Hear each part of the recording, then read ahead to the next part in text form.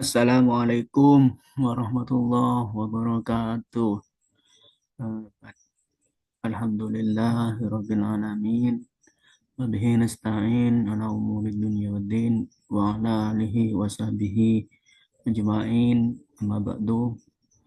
Pada kesempatan yang berbahagia ini, saya selaku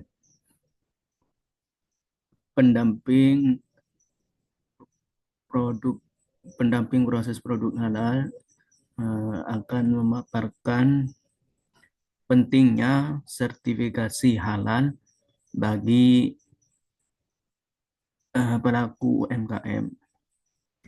Nah, mengapa sertifikasi halal itu penting bagi para pelaku usaha? Tentu merujuk pada Undang-Undang Nomor 33 Tahun 2014, Pasal 4, produk yang masuk atau beredar diperdagangkan di wilayah Indonesia wajib bersertifikat halal.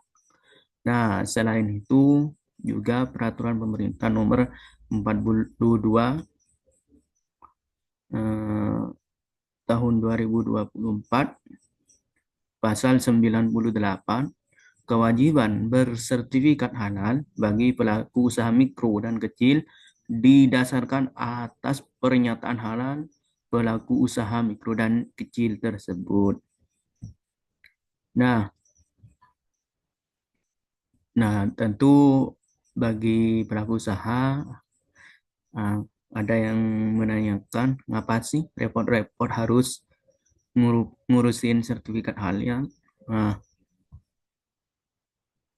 sebenarnya lebih repot lagi bila harus menjelaskan dan meyakinkan semua pelanggan bahwa bahan baku dan proses pembuatan produk Anda itu, dan belum tentu pelanggan yakin karena itu klaim sepihak dari Anda.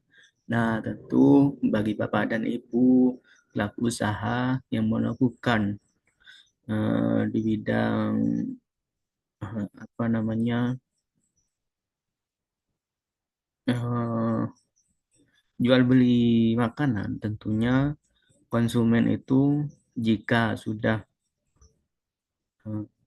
di outlet Bapak Ibu sudah ada barcode sertifikat halal atau sertifikat halal terpajang, tentu para konsumen merasa yakin untuk melakukan atau membeli produk yang Bapak Ibu produksi, baik itu berupa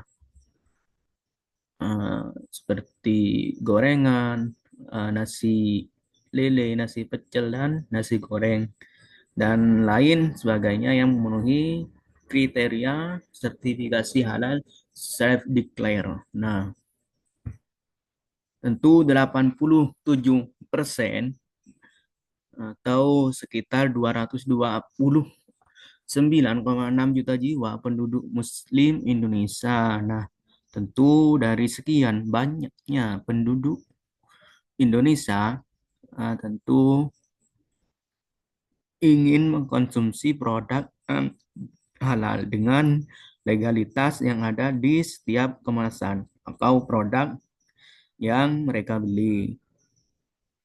Nah, apa saja identitas umum nantinya sebagai syarat untuk melakukan pengurusan sertifikat halal? Tentu yang pertama adalah KTP. Nah, kedua bisa juga dengan menggunakan ijazah dan SIM, baik itu SIM A, B, atau C, dan beberapa beberapa identitas lainnya.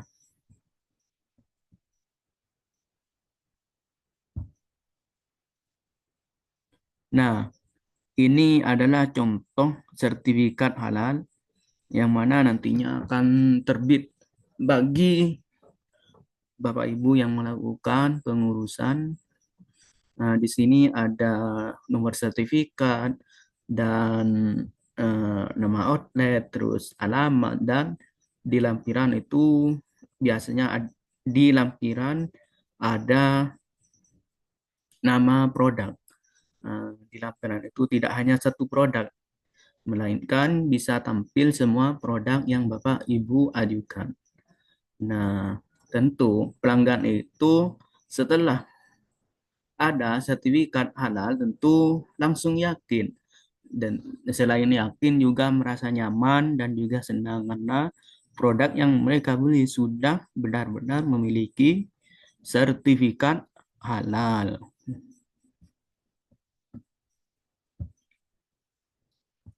Di sini ada beberapa syarat untuk melakukan pengurusan sertifikat halal.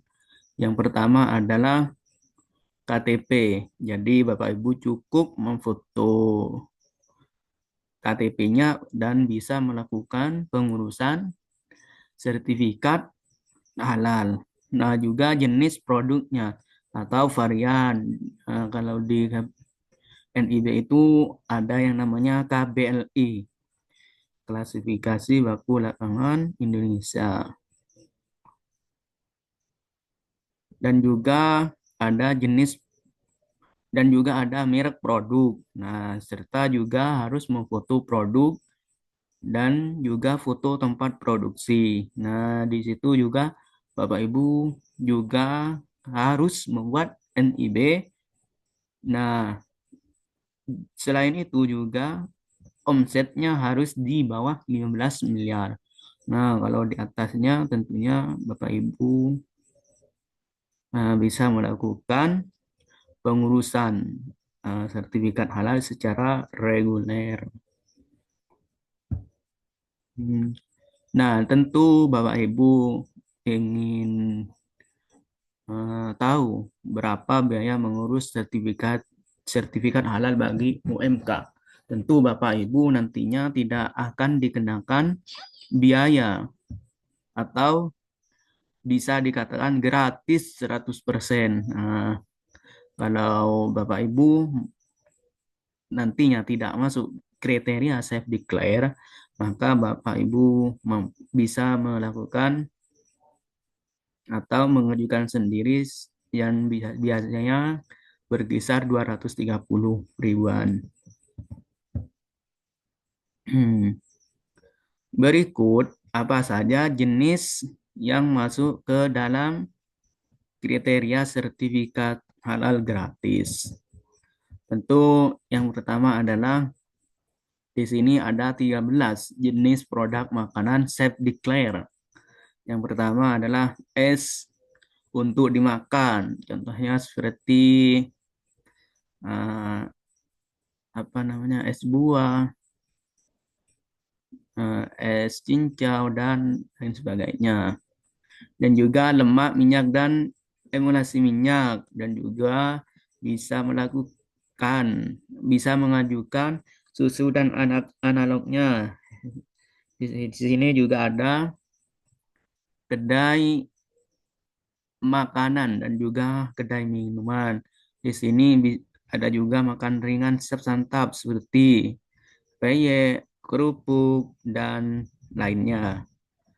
Di sini juga bisa melakukan garam, rempah, saus, dan kecap, dan juga gula, madu, dan pemanis, telur dan olahannya, dan juga ikan olahan perikanan, dan juga produk roti atau bakari, tepung dan sereal, dan juga bisa olahan buah dan sayur, eh, dan juga coklat. Nah, inilah eh, apa namanya. Nah, kami menerima layanan sertifikat halal gratis bagi pelaku usaha yang ada pada gambar ini.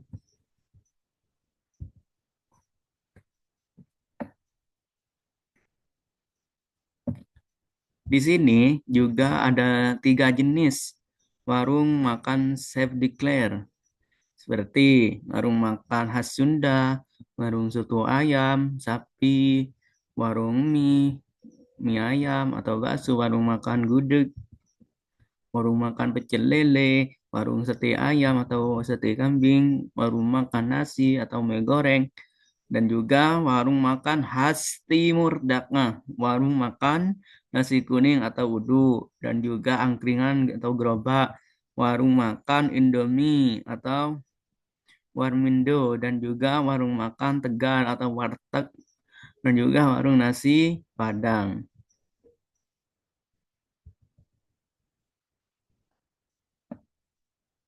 Nah, selain 13,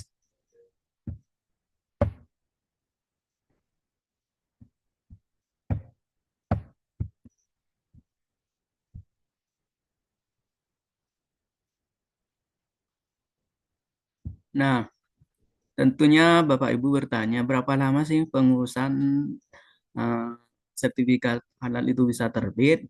Nah, berdasarkan pengajuan itu bisa 7 sampai 14 hari kerja dalam keadaan normal setelah pengajuan halal melalui si halal dan ke